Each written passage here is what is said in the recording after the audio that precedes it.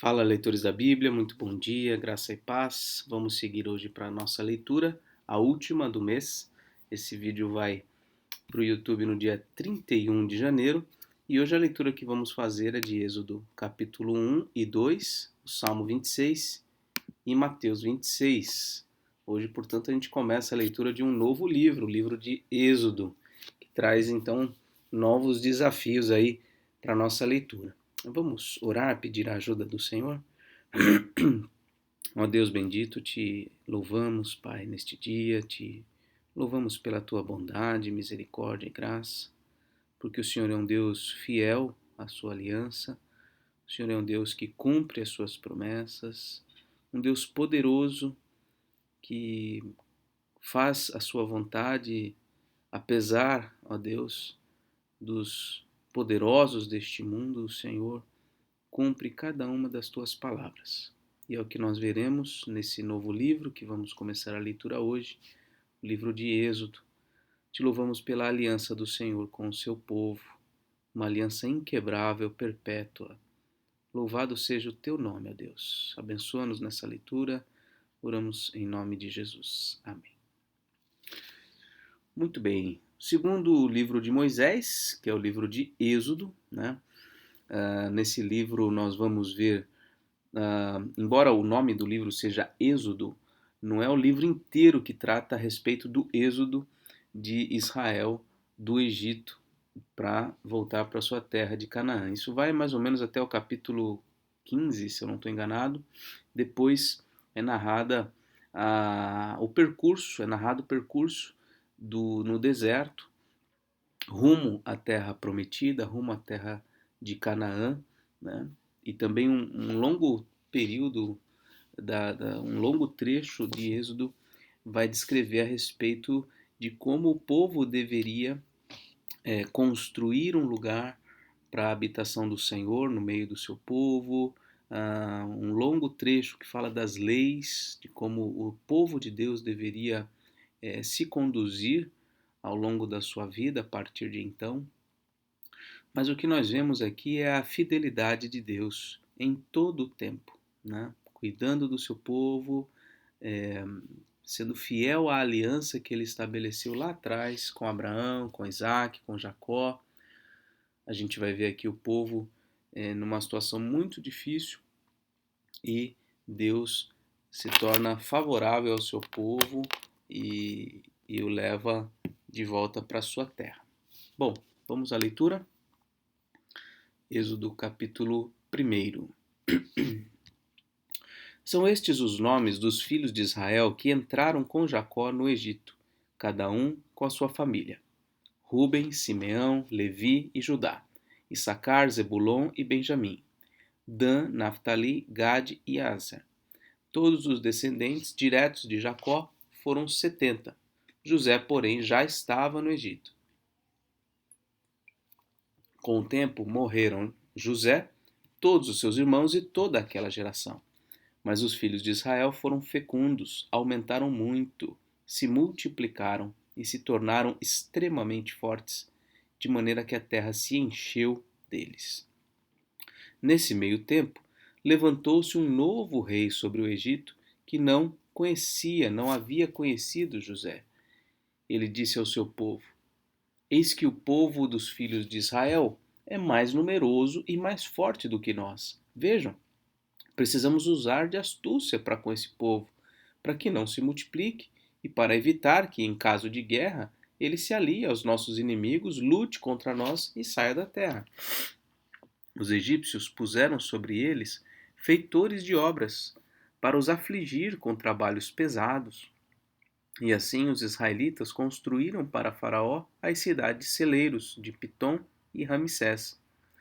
Mas quanto mais os afligiam, tanto mais se multiplicavam e tanto mais se espalhavam, de maneira que os egípcios se inquietavam por causa dos filhos de Israel. Então os egípcios, com tirania, escravizaram os filhos de Israel e lhes amargaram a vida com dura servidão.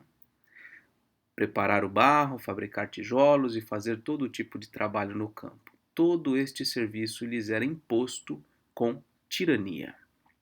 Então, nós vemos aqui que aquela condição inicial bem favorável que Faraó proporcionou por causa de José ao povo ali de Jacó, à sua família e tudo mais, isso tem um fim, né? Eles se multiplicam muito e o novo Faraó, então, que assim, não tinha nenhum compromisso com o povo ali de Israel, ele começa então a forçar o povo a trabalhar de forma pesada e tentar fazer com que aquele aumento numérico de israelitas não acontecesse, né? Então nós vemos aqui um sofrimento que aquele povo começa a ter.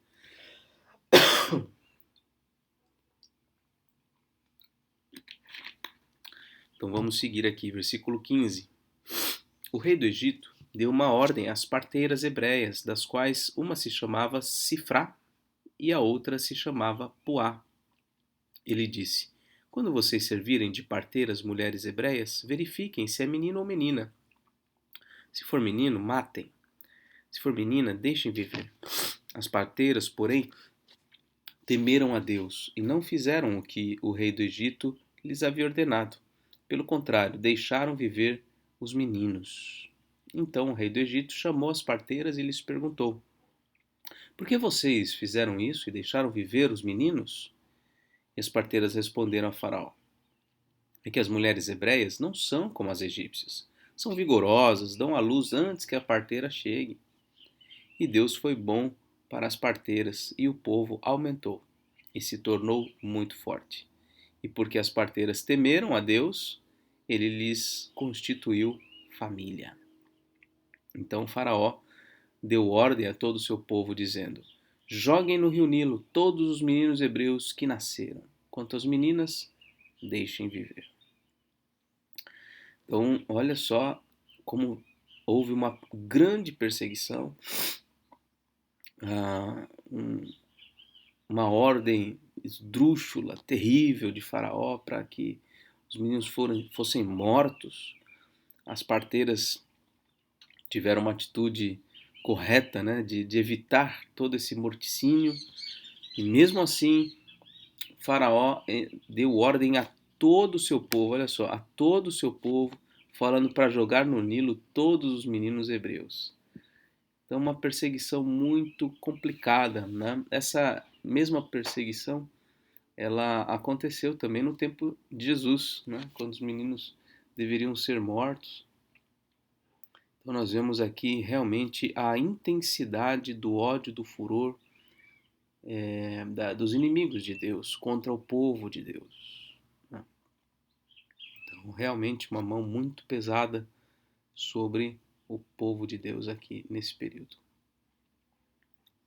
Capítulo 2. Um homem da casa de Levi casou com uma mulher da mesma tribo.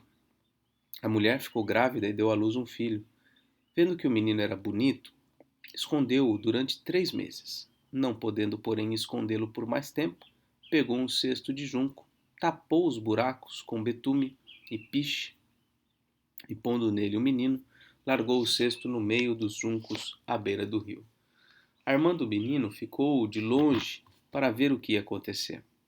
A filha de Faraó desceu para se banhar no rio, e as moças que tinham vindo com ela passeavam pela margem. Quando ela viu o cesto no meio dos juncos, mandou que uma das criadas fosse buscá-lo. Abrindo o cesto, viu a criança, e eis que o menino chorava. Ela teve compaixão dele e disse: este é o menino dos hebreus. Então, armando o menino, perguntou à filha de Faraó: quer que eu vá chamar uma das hebreias para que sirva de ama e crie essa criança para a senhora? A filha de Faraó respondeu: vá. A moça foi e chamou a mãe do menino. Então a filha de Faraó disse à mulher: leve este menino e amamente-o para mim. Eu darei um salário para você. A mulher pegou o menino e o criou. Quando o menino já era grande, ela o levou à filha de Faraó, da qual ele passou a ser filho. Esta lhe deu o nome de Moisés e disse: porque das águas o tirei.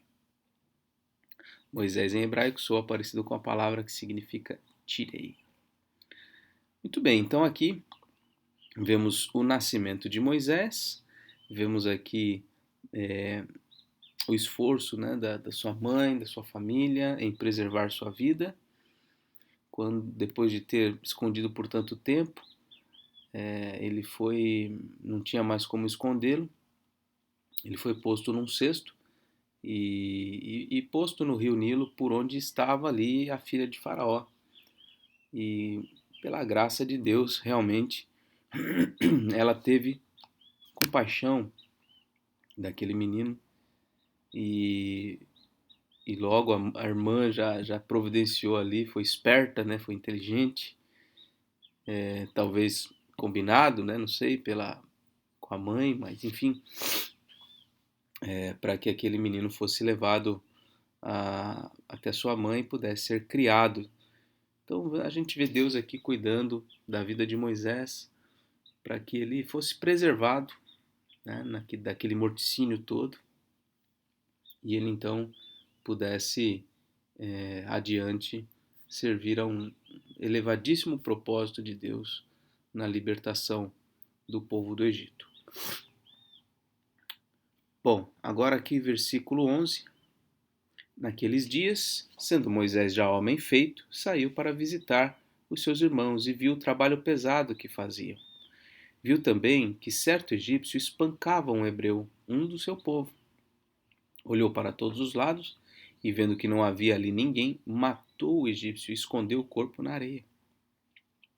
Moisés saiu no dia seguinte e eis que 2 hebreus estavam brigando. Então perguntou ao culpado: por que você está espancando o seu próximo? O homem respondeu: quem pôs você por príncipe e juiz sobre nós? Está querendo me matar como matou aquele egípcio? Moisés ficou com medo e pensou: com certeza já descobriram o que eu fiz. Informado desse caso, Faraó quis matar Moisés. Porém, Moisés fugiu da presença de Faraó e foi morar na terra de Midian. Chegando lá, sentou-se junto a um poço.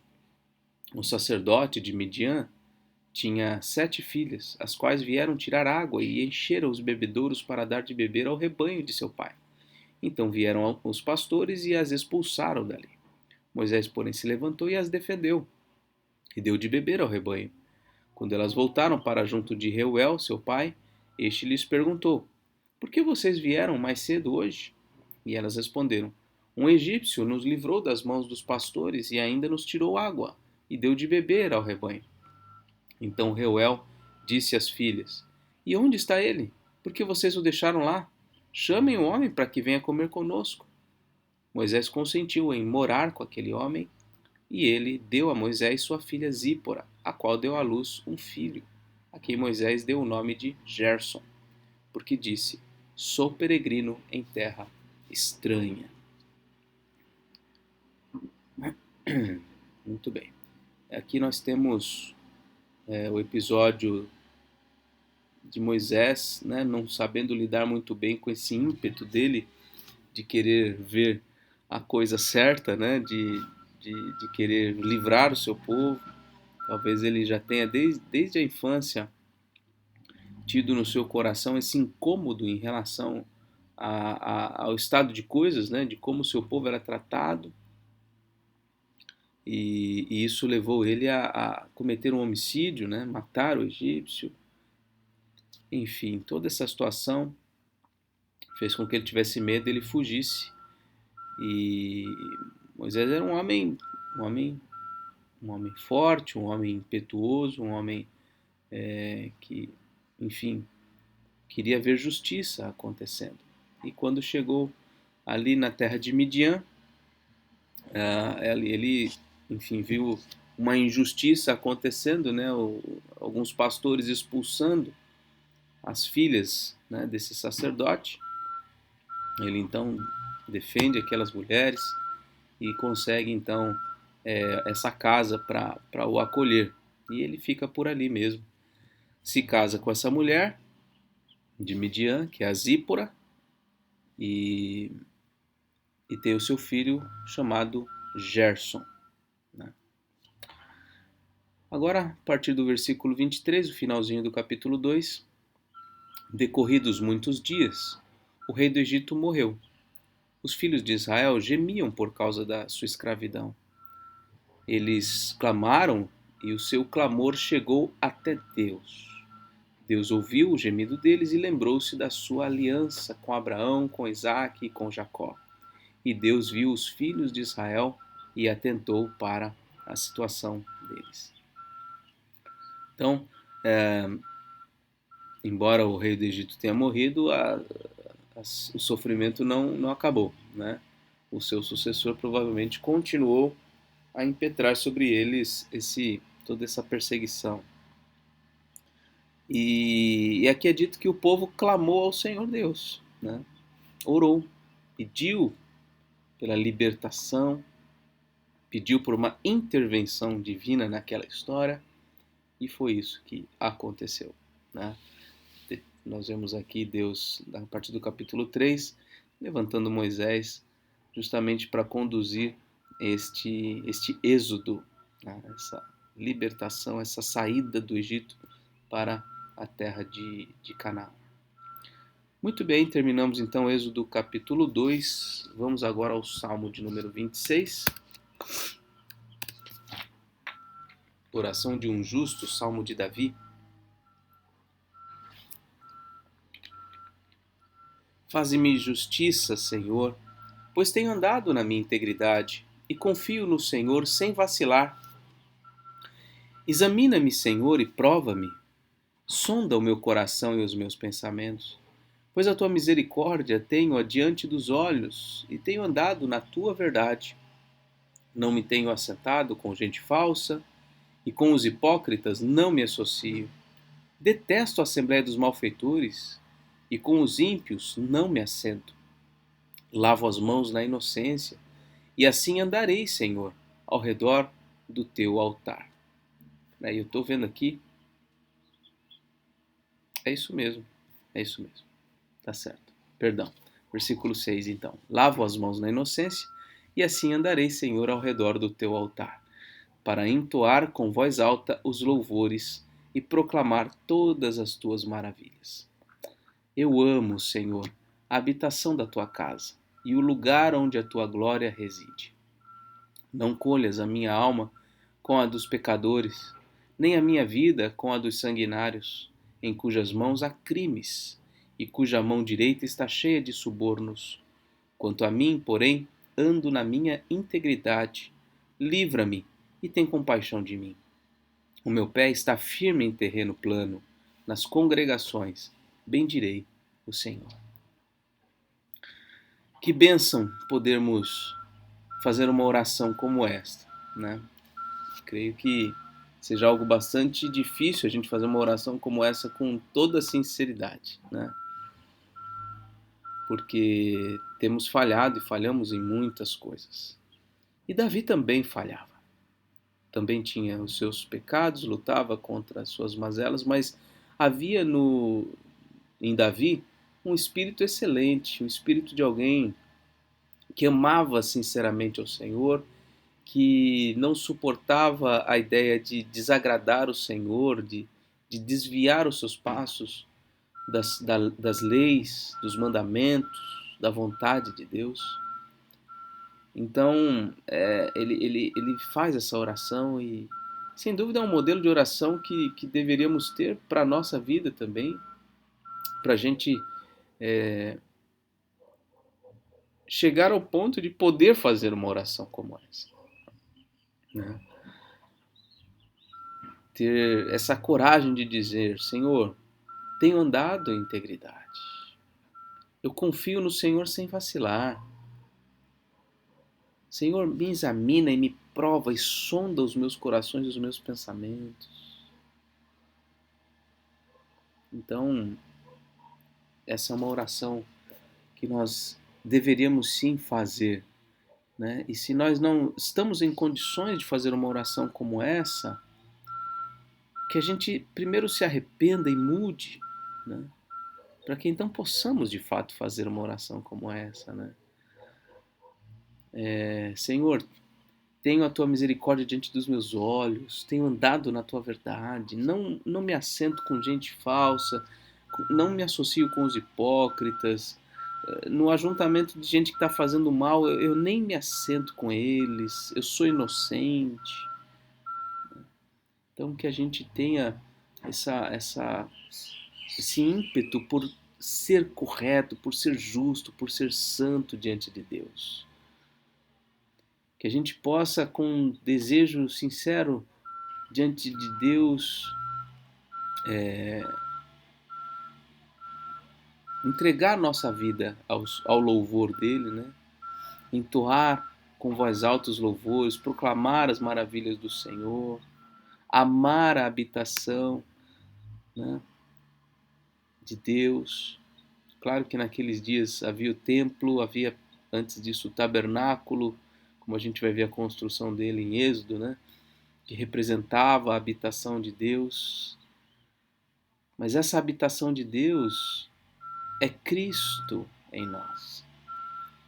É a pessoa de Cristo, é a igreja de Cristo. Quanto nós temos amado a Deus, quanto nós temos amado a Cristo, quanto nós temos amado a igreja, que é o corpo de Cristo.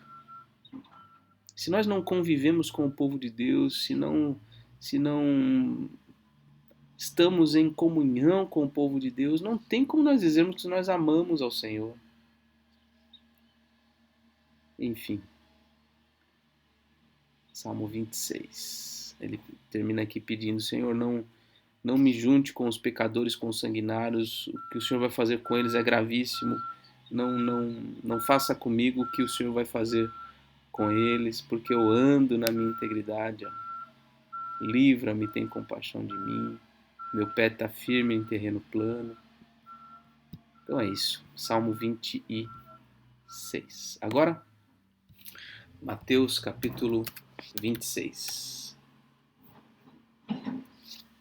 O plano para matar Jesus. Quando Jesus acabou de proferir essas palavras, aqui, essas palavras, quais palavras? As palavras daquele sermão escatológico, né, do capítulo 24, capítulo 25. Então ele segue falando com os seus discípulos, versículo 2. Vocês sabem que daqui a 2 dias será celebrada a Páscoa, e o Filho do Homem será entregue para ser crucificado. Então, os principais sacerdotes e os anciãos do povo se reuniram no palácio do sumo sacerdote, chamado Caifás, e deliberaram prender Jesus à traição e matá-lo. Mas diziam: não durante a festa, para que não haja tumulto entre o povo. Então o povo estava, os sacerdotes, aqueles homens, estavam realmente decididos a prender Jesus e matar Jesus, mas não queriam alvoroçar o povo, porque Jesus já tinha uma grande popularidade naqueles dias. Quando Jesus estava em Betânia, na casa de Simão, o leproso, aproximou-se dele uma mulher, trazendo um frasco feito de alabastro, com um perfume precioso, que ela derramou sobre a cabeça de Jesus, estando ele à mesa.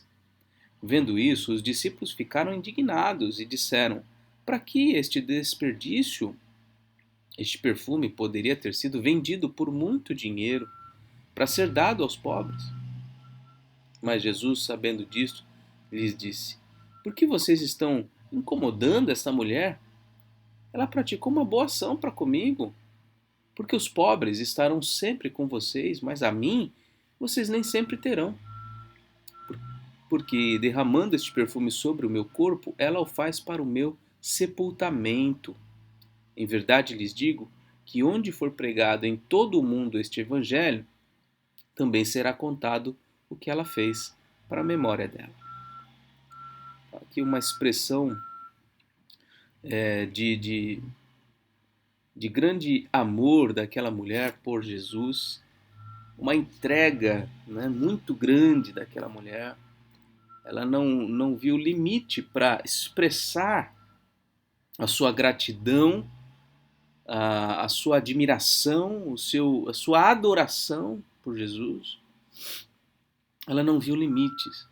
Ela fez o que pôde, ela fez o que não pôde, ela não levou em conta a possibilidade de se envergonhar, de ser considerada louca, ela fez o que ela podia fazer para poder expressar isso. E quando os discípulos estranham o que ela faz e dizem, ela está desperdiçando dinheiro, podia ter ajudado os pobres com o dinheiro da venda desse perfume. A resposta de Jesus é interessante, né? Os pobres vocês vão ter sempre com vocês, sempre vai ter pobre. Sempre vai ter pobre para vocês ajudarem. Mas a mim vocês nem sempre vão ter. E ela está fazendo algo importante, tá? O que ela está fazendo para o meu sepultamento, que é algo importantíssimo na mensagem do Evangelho, a morte de Jesus Cristo. Então, o que essa mulher fez nos dá um exemplo de como nós precisamos agir para com Cristo. Ele é digno das mais altas expressões de gratidão do nosso coração, do nosso louvor, da nossa adoração, da nossa entrega. E o nome daquela mulher não é descrito aqui, mas o seu feito, de fato, ficou para a história, né?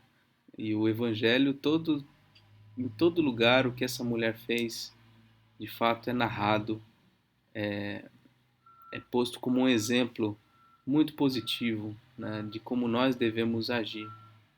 Então, que nós façamos essas boas ações, né? Olha só, interessante, né? Boa ação. Boa ação, hoje em dia, é a ideia de ajudar os pobres, de ajudar os necessitados, e não há nada errado nisso, né? Mas aqui Jesus ressalta a boa ação para com ele. A boa ação, de fato, é aquilo que fazemos para Deus. Fazemos por amor a Deus aos homens. Cristo não está pessoalmente aqui para nós derramarmos perfumes caríssimos sobre a sua cabeça. Mas com a nossa vida, com os nossos recursos, nós podemos sim fazer boas ações que o glorifiquem, que expressem nosso amor por Ele em primeiro lugar. De que maneira? Amando ao nosso próximo. Nos esforçando pela expansão do reino de Cristo nessa terra. Nos esforçando para a unidade, a paz e a bênção e a edificação da igreja de Cristo. É assim. É assim. Versículo 14. Então um dos 12, chamado Judas Iscariotes, foi falar com os principais sacerdotes. Ele disse: quanto me darão para que eu o entregue a vocês? E pagaram-lhe 30 moedas de prata. E desse momento em diante, Judas buscava uma boa ocasião para entregar Jesus. Esse Judas, o Iscariotes, provavelmente foi quem, se não me engano, no texto de Marcos ou de João, essas palavras aqui são postas na boca de Judas, né? Essa questão da indignação aqui, ó, para que esse desperdício? Esse perfume poderia ter sido vendido por muito dinheiro, ter sido dado aos pobres. Isso aqui muito provavelmente foi dito por Judas, né? Porque Judas era o tesoureiro daquele grupo e ele provavelmente tinha em vista o lucro pessoal com aquele dinheiro da venda daquele perfume, mais do que propriamente o favorecimento aos pobres, né? Ele queria dividendos bem gordos para ele mesmo. E interessante que muita gente, né, claro que não dá para generalizar, né, mas muita gente que demonstra um grande apreço pelos pobres e por atender às necessidades dos pobres, uma parte dessas pessoas, na verdade elas querem serem vistas pelos homens, né? Querem ser reconhecidas como gente piedosa, como gente de boa índole, né? Isso quando aquilo que eles arrecadam não se traduz ali numa forma de lucro pessoal, né? Mas enfim, aqui é um exemplo desse tipo de gente, né? Judas Iscariotes, alguém que traiu Jesus, né? Alguém que amou mais o dinheiro do que a Cristo. E ele, então, por 30 moedas de prata, procurou, foi comprado para que encontrasse uma boa ocasião de entregar Jesus. No primeiro dia da festa dos pães sem fermento, os discípulos vieram a Jesus e lhe perguntaram: onde quer que façamos os preparativos para que o Senhor possa comer a Páscoa? E ele lhes respondeu: vão até a cidade, procurem certo homem e digam: o mestre diz, o meu tempo está próximo. É em sua casa que celebrarei a Páscoa com os meus discípulos. E eles fizeram como Jesus lhes havia ordenado e prepararam a Páscoa. Ao cair da tarde, Jesus pôs-se à mesa com os 12 discípulos e, enquanto comiam, Jesus disse: em verdade lhes digo que um de vocês vai me trair. E eles, muito entristecidos, começaram um por um a perguntar-lhe: por acaso serei eu, Senhor? Respondeu Jesus: o que comigo põe a mão no prato, esse vai me trair. O Filho do Homem vai como está escrito a seu respeito. Mas ai daquele por quem o Filho do Homem está sendo traído. Melhor seria para ele se nunca tivesse nascido. Então Judas, que o traía, perguntou: por acaso sou eu, mestre? E Jesus respondeu: você acabou de dizer isso. Judas é indicado como traidor, sem dúvida algo que ficou claro não só, né, para o próprio Judas, né, que Jesus estava falando dele, mas também para todos os outros discípulos. Com certeza eles não foi algo ali, não foi um enigma, né? Eles todos identificaram que Judas seria o traidor. Enquanto comiam, diz o versículo 26, Jesus pegou um pão e, abençoando-o, o partiu e deu aos discípulos, dizendo: tomem, comam, isto é o meu corpo. A seguir, Jesus pegou um cálice e, tendo dado graças, o deu aos seus discípulos, dizendo: bebam todos dele, porque isto é o meu sangue, o sangue da aliança, derramado em favor de muitos para a remissão de pecados. E digo a vocês que desta hora em diante nunca mais beberei deste fruto da videira até aquele dia em que beberei com vocês o vinho novo no reino de meu Pai. Esse momento da ceia do Senhor é tão importante, que a gente reproduz essa cena com frequência nas nossas igrejas, né? Nas igrejas presbiterianas costuma ser uma vez por mês. Creio que na maioria das igrejas evangélicas também. Essa cena, a instituição da ceia, é vinculada aqui à aliança. Olha só, o sangue da aliança. Jesus tem em vista a aliança de Deus com o seu povo, né? E está sendo essa ceia do Senhor é uma celebração que se dá de forma vinculada à Páscoa. A Páscoa que é instituída no livro de Êxodo. Depois a gente vai ler, a gente começou a ler Êxodo hoje. Daqui a alguns capítulos a gente vai ver quando a Páscoa é instituída.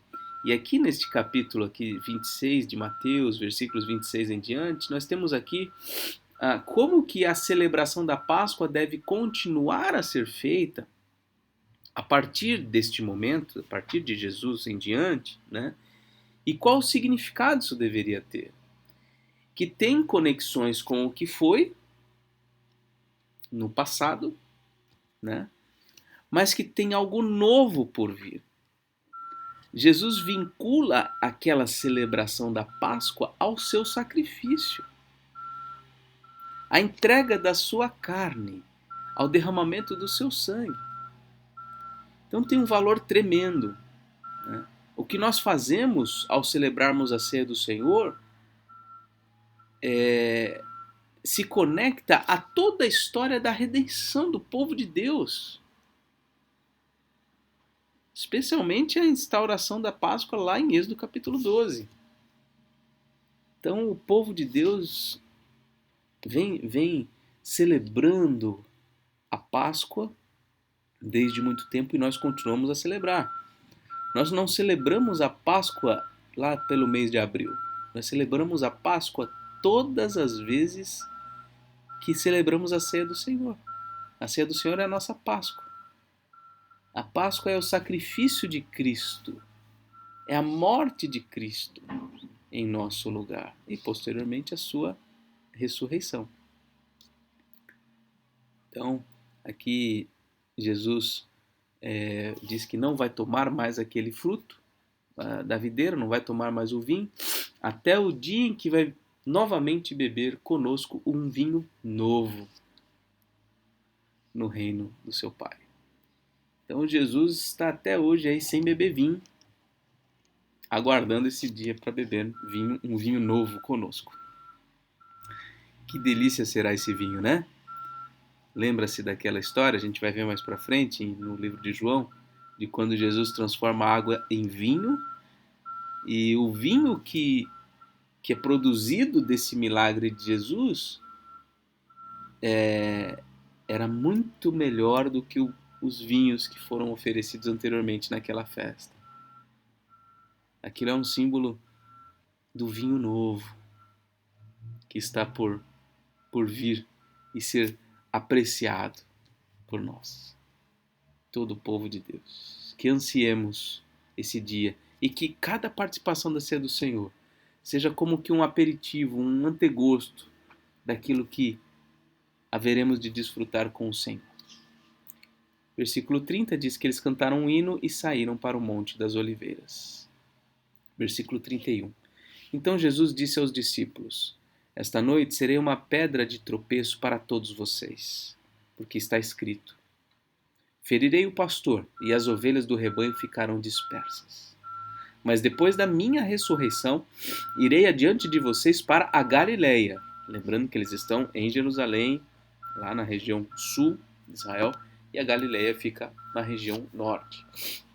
Mas Pedro, tomando a palavra, disse a Jesus: ainda que o Senhor venha a ser um tropeço para todos, nunca o será para mim. Mas Jesus lhe disse: em verdade lhe digo que nesta noite, antes que o galo cante, você me negará 3 vezes. Pedro insistiu: ainda que me seja necessário morrer com o Senhor, de modo nenhum o negarei. E todos os discípulos disseram o mesmo. Não foi só Pedro, não. Se comprometeram com Cristo, de ir com ele até a morte. Mas não é bem o que aconteceu, né? Em seguida, Jesus foi com eles a um lugar chamado Getsemane e disse aos discípulos: sentem-se aqui enquanto eu vou ali orar. E levando consigo Pedro e 2 filhos de Zebedeu, começou a sentir-se tomado de tristeza e de angústia.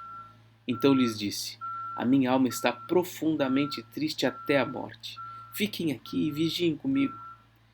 E adiantando-se um pouco, prostrou-se sobre o seu rosto, orando e dizendo: meu Pai, se é possível, que passe de mim este cálice.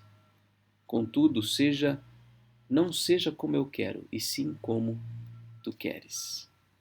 E voltando para os discípulos, achou-os dormindo, e disse a Pedro: então, nenhuma hora vocês puderam vigiar comigo? Vigiem e orem, para que não caiam em tentação. O espírito, na verdade, está pronto, mas a carne é fraca. Retirando-se pela 2ª vez, orou de novo, dizendo: meu Pai, se não é possível que este cálice passe de mim sem que eu o beba, faça-se a tua vontade. E voltando, achou-os outra vez dormindo, porque os olhos deles estavam pesados. Deixando-os novamente, foi orar pela 3ª vez, repetindo as mesmas palavras. Então voltou para os discípulos e lhes disse: vocês ainda estão dormindo e descansando. Eis que é chegada a hora, e o Filho do Homem está sendo entregue nas mãos de pecadores. Levantem-se, vamos embora. Eis que o traidor se aproxima. Enquanto Jesus ainda falava, eis que chegou Judas, um dos 12, e com ele grande multidão, com espadas e porretes, vinda da parte dos principais sacerdotes e dos anciãos do povo. Ora, o traidor tinha dado a eles um sinal: aquele que eu beijar é esse, prendam-no. E logo aproximando-se de Jesus, Judas disse: Salva-me, mestre, salve, mestre. E o beijou.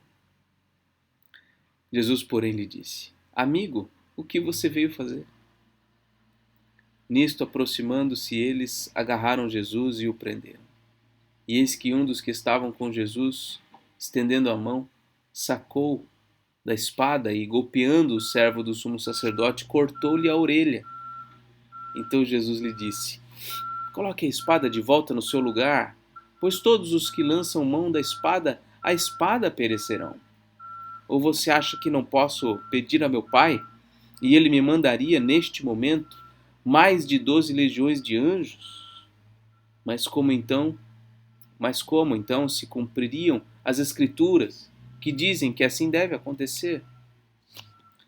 Naquele momento, Jesus disse às multidões: Vocês vieram com espadas e porretes para prender-me, como se eu fosse um salteador.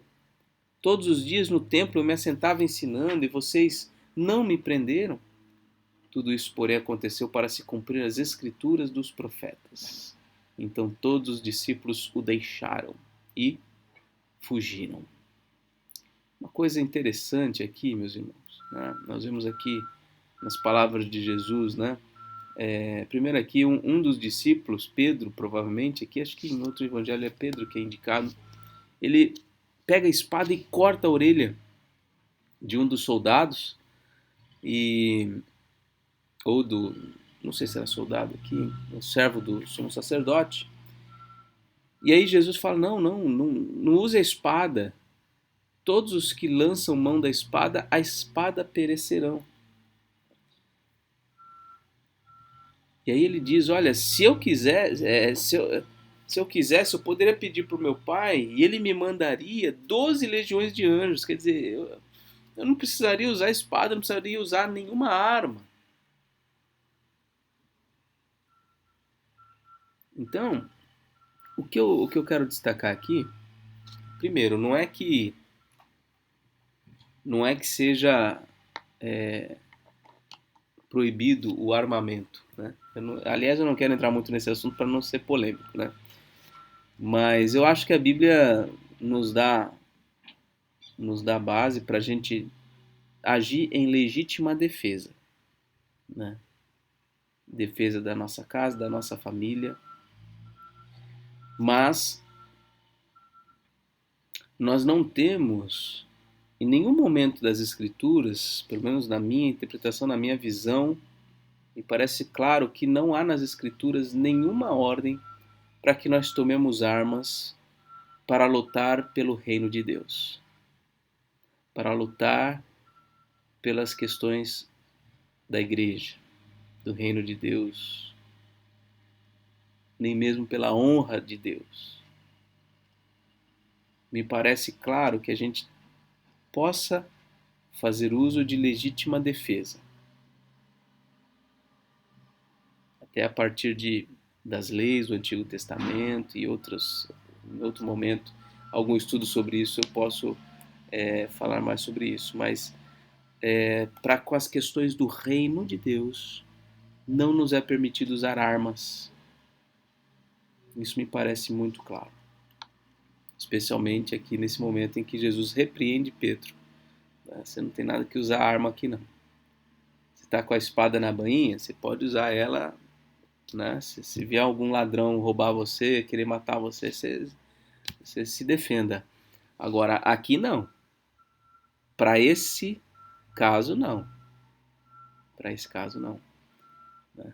E as palavras de Paulo, né?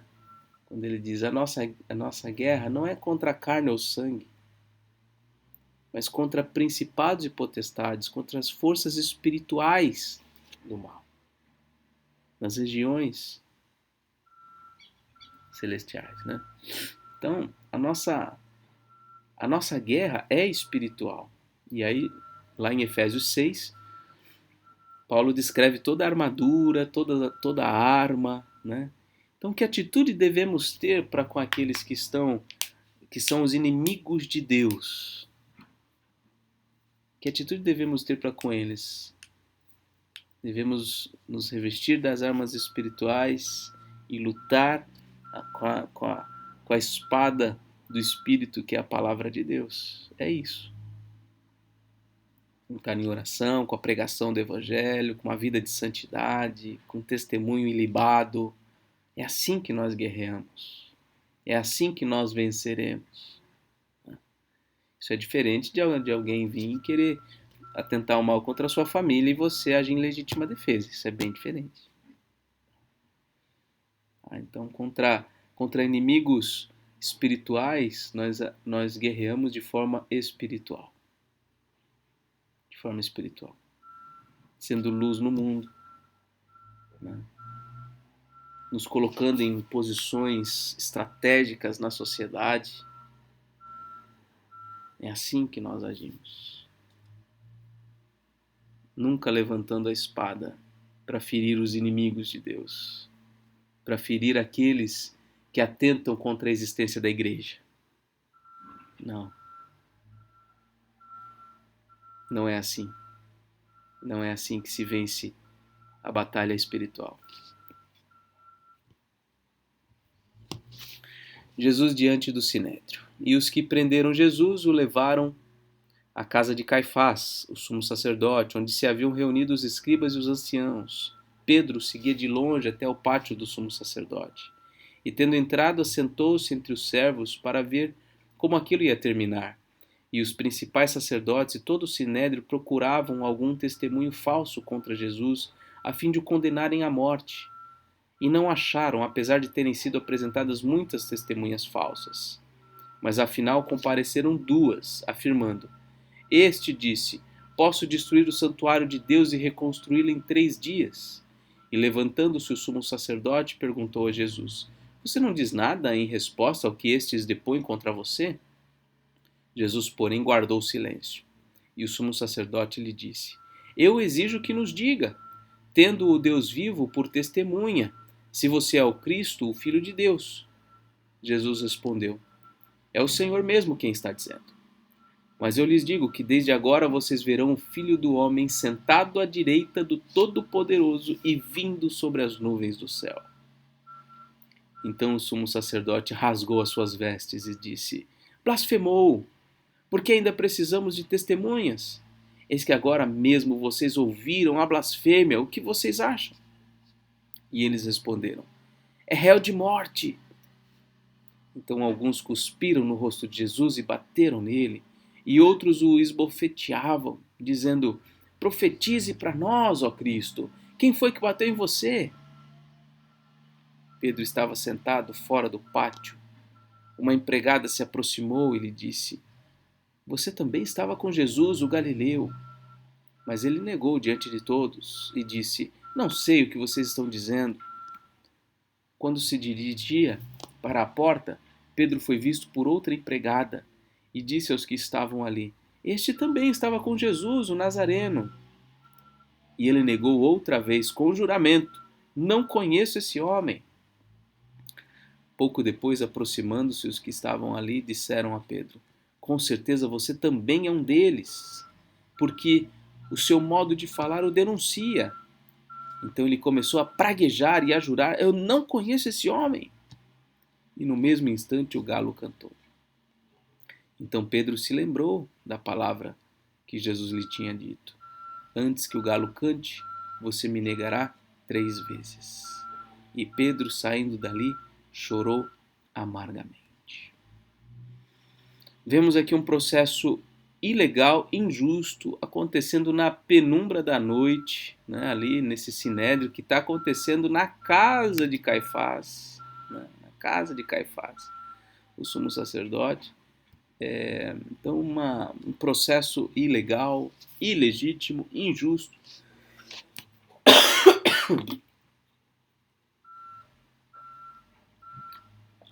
Mesmo assim, Jesus ali guarda o silêncio. Aquilo estava acontecendo para cumprir o que Deus havia predito, mas ai daquele por meio de quem ele seria morto. Né? Aqueles homens estão aumentando e agravando cada vez mais a sua condição diante de Deus. E Jesus não faz nada para impedir isto. Né? E aqui nós temos Pedro negando, pisando no tomate, né? Negando Jesus 3 vezes. E isso é o que fala de Pedro, né? Que foi tão impetuoso em dizer que não, vou até, se for o caso, morrer com o Senhor. Mas e os outros? Os outros certamente se esconderam, fugiram, talvez até tenham também negado Jesus quando foram arguidos ali sobre a relação deles com Jesus. O fato é que nós somos muito falhos, né? E precisamos do Senhor o tempo todo para nos ajudar. Né? E muitas vezes Ele permite que nós caiamos, como aqui com Pedro, que nós façamos essas coisas, né? Ele permite isso para revelar quem nós somos. Para a gente deixar de ser tão arrogante, tão orgulhoso, espiritual, né? Estou dizendo na área espiritual mesmo. Muitos que são orgulhosos na área espiritual. E por vezes vem situações como essa, para nos humilhar, para nos colocar no nosso lugar. Então que a gente esteja firme no Senhor. Veja aqui a atitude, né, de Pedro em comparação com o Salmo 26, de alguém íntegro, reto, o tempo todo firme no Senhor. Nós parecemos mais com Pedro nessa situação ou com o salmista do Salmo 26? Fica a pergunta aí. Assim encerramos a leitura de hoje. Hoje é o 26º dia de leitura bíblica, terminando aí o mês de janeiro, hein? Vencemos o primeiro mês, graças a Deus, né? E amanhã a gente continua, se Deus quiser. Um forte abraço e até mais.